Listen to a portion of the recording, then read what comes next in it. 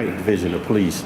And I'm in no way saying that those reforms need to go further than even we may think they need to be.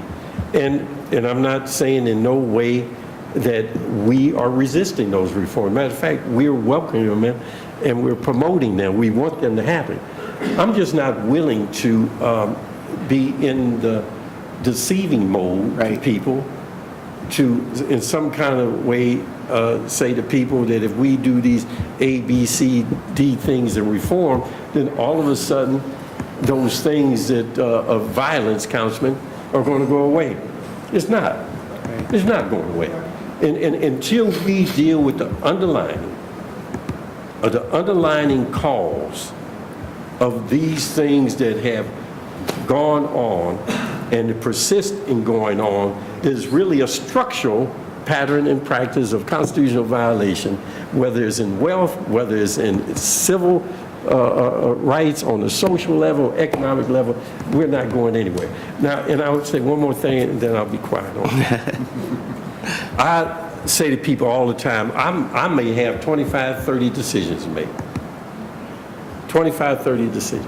Per day? What do you mean? Per hour? Per hour. Yeah, at the time. At the time. Right now. Right. Now, you know, that goes up and down depending on the day. Some of them are no-brainers, some of them aren't. But I won't make them. I refuse to make them. You know why? Because if I could make those 25 and 30 decisions a day, but I'll guarantee you one thing, they'll be all political decisions. And I'll take each of those 25 and 30 things and I'll satisfy the constituency groups under each of those 25 and 30 things.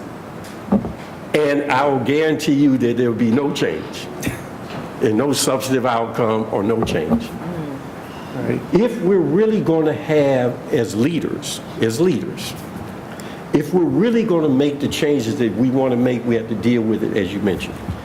So I'll deal with 4 or 5 things that are core issues, and when I resolve those 4 or 5 things, all 25, 30 things will fall off the table. Absolutely. But those 4 or 5 things will be the most controversial.